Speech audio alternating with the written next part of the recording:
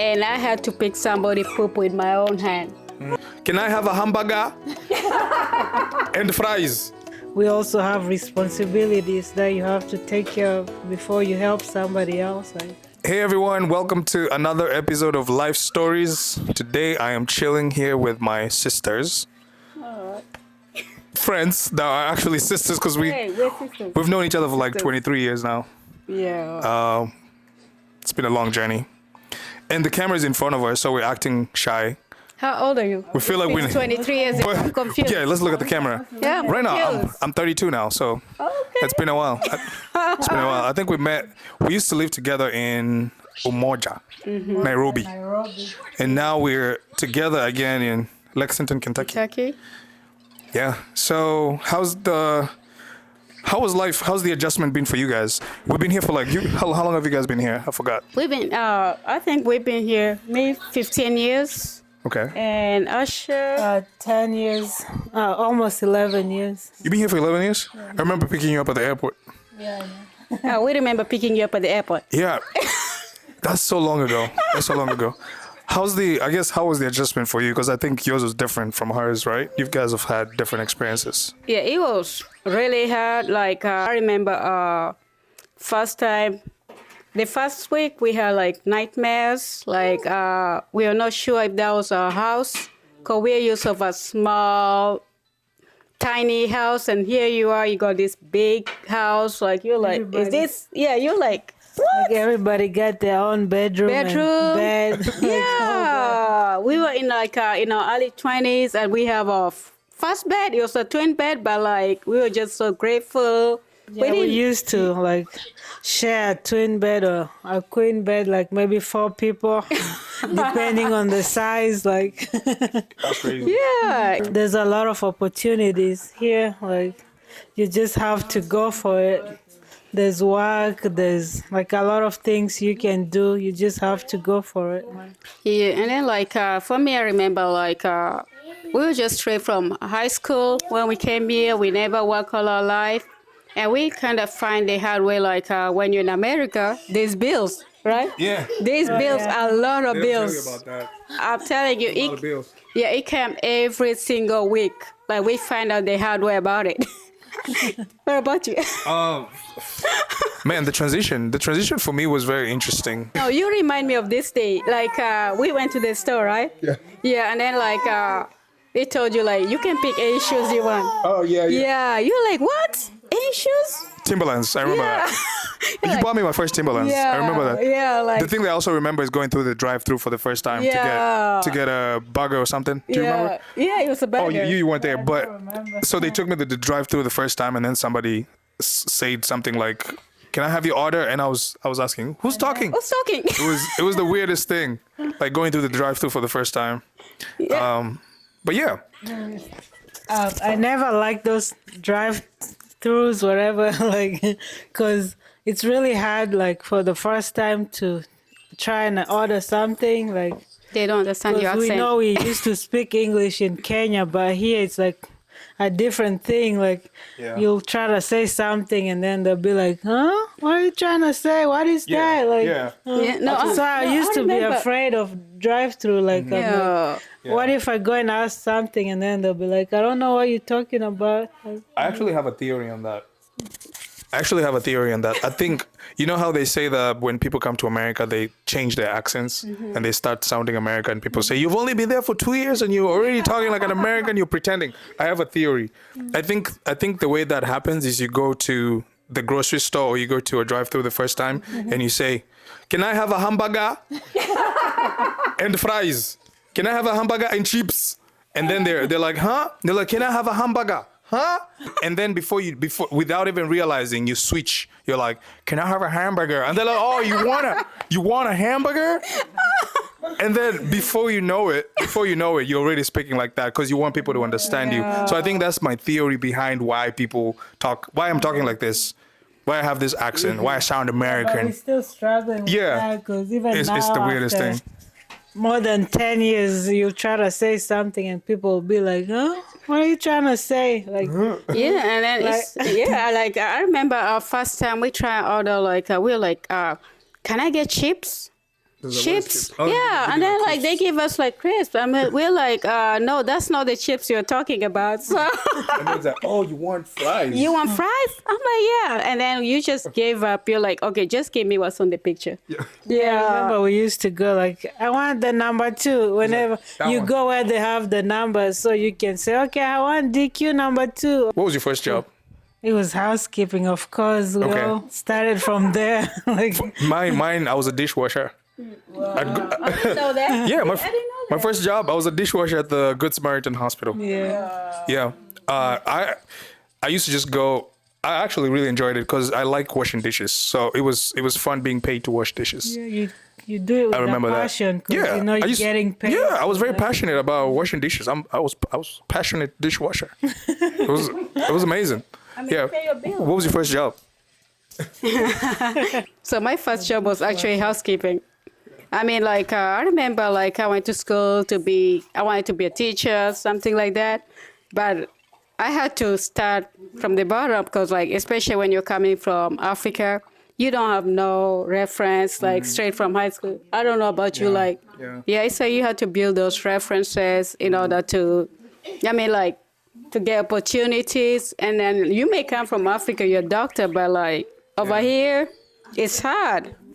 Honestly, one of the things that I really admire about America is how people don't look down on work. At least I haven't met people that look down on work. Like I know where we come from. Like growing up in Kenya, you tell somebody you're a dishwasher, they look down on you. But here, I feel like here, yeah, as long as you pay your bills, here people care about their money. They don't care about like I'm a dishwasher or I'm a housekeeper. Or people look down on you, but it's you're able to pay your bills, right? Yeah, man. Which actually reminds me, what was how much did you get paid the first time you got here? I think I made $8 an hour. Which some people that are watching this in Africa is like $8. That's a lot of money. It's 800 shillings. $8 is like 1,000 shillings in Kenya right now. I think 8 times 130 is maybe 1,000 and something. How much did you make? Do you remember? No, I when you got remember paid? like actually like first time like we came here, like we went through this student venture thing. We're getting paid like $6 an hour. $6. Yeah, Wow. $6 an hour. That was you. Wow. Yeah, like- what about you? And mine was $8 too, like I think. $8. But that was a lot of money, like coming from nothing to $8. That's like And also like but, yeah, and also like you guys lived in the same house together. yeah. Yes. It was like how many of you?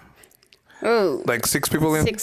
So you could share bills. Yeah. So that was a lot of money. For me, I think at the time, I think I was living by myself like the second year in America. So what I was making was not was not practically a lot. I was paying back then. I used to pay $550 for my rent. No, I remember. Yeah. Your apartment. I don't know if it was the first one. You did not have a couch for a long time. I didn't have a couch. Yeah, I didn't have a couch for a while. I used to sit on the floor. Yeah, we can visit you, and then like you didn't have plate. It was a paper Yeah. plate.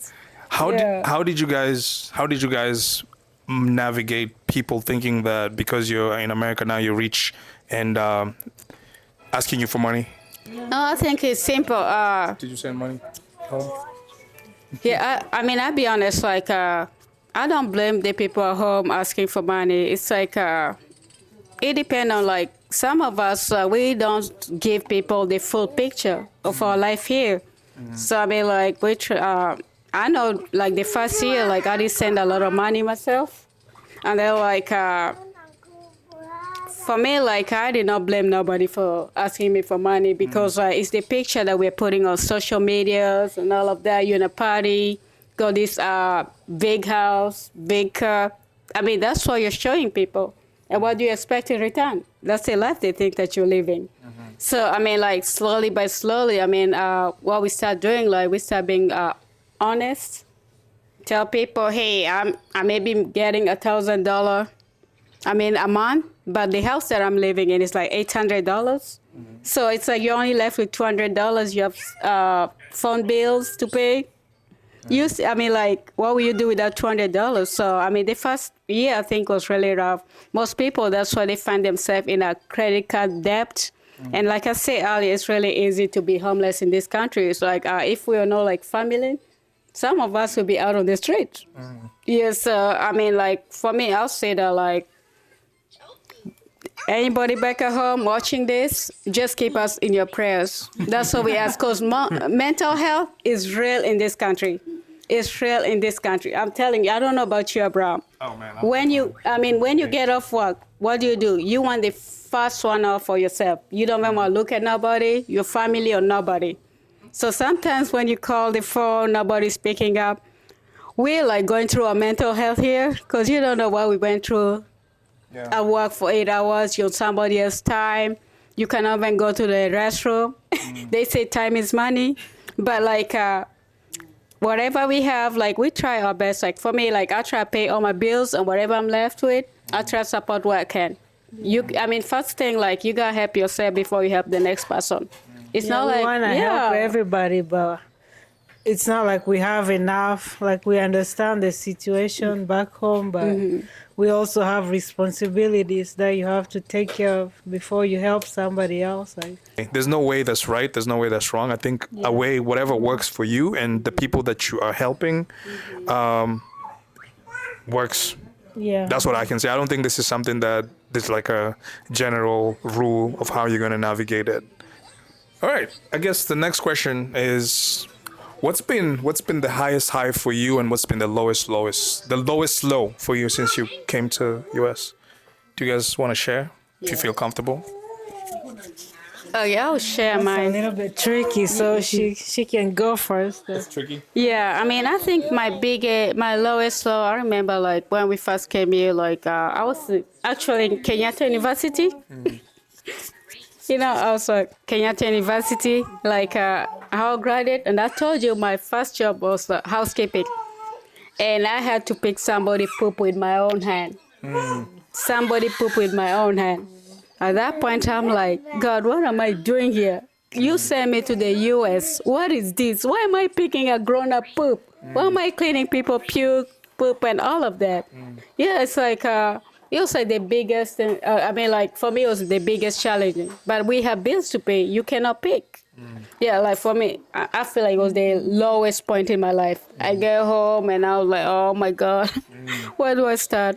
And then like, I think the highest point for me was like when most of us, when we work in housekeeping, nursing home, we realize like most Americans don't have families, like family love. And also we find out like us staying together, we are more stronger than anything. I don't know about you, like the family, like it doesn't matter how much you make in an hour. If Christmas time you're by yourself, eating that dinner by yourself, like it means nothing. Yeah, I think for me the highest point was just having the sense of family around here. It's been amazing having you guys as well. What's been the lowest low for you? Do you want to share? No? Okay, share the highest high. What's been the highest high for you? Besides the day that I picked you up at the airport. No, I've just been like really grateful since I came here, because for me everything is like a blessing or a good opportunity. Like I always compare my life like here in Africa, and for me anything that happens here, it's more like a blessing. Like so, yeah. I don't know if you understand what I'm saying. Yeah, no, I know what you mean. Living in California was the highest high for me. A lot of people, they when I tell them that I really enjoyed living in California, they think about you like there because there's a lot of like celebrities. They think it's about the hype, but it wasn't the hype. For me, I really enjoyed being there. I We enjoyed. miss you. Yeah, I missed you guys, but I enjoyed the diversity in food, in people, in trees, in birds, in ocean, mountains. You know, We need to go back. just there. everything. We've never been to California. I can't believe you guys never even came to see me. But the other thing that I really enjoyed about being there was it's the first place that I ever lived that I never felt crazy. Like when I lived in Kentucky, I would tell somebody back then when I used to do music, oh yeah, I want to do music. I want to be an artist. And people would look at me like I'm crazy, right? But when I lived in California, I would tell people, yeah, I want to do music. They'll be like, me too. Yeah. Let's do it. Where can we go? You're in Kentucky. That was really cool, man. I enjoyed that. I think the highest high for me was my time living in California, even though I don't regret not being there now, because I think I'm in a different season in life right now and I like where I am. I like being able to be here with you guys as well. You're back for good? No, I'm not, but maybe soon. I don't know. For us, like, this is everything. This is everything. Because, like, today's Sunday. Tomorrow, like, Zane. yeah. Hey, everybody, this is Zane. This is Say Zane, say hi. Zane, you want to say hi? Say hi. Hi. How old are you? How many languages do you speak? You speak Swahili, Mambo? What and a half? Oh, you're 1.5? Yeah. Say Say hi in Swahili. habari. Habari? Jumbo. Jambo. Hey. Mundela lubi Swahili. Mundela lubi Swahili. Say you love ugali.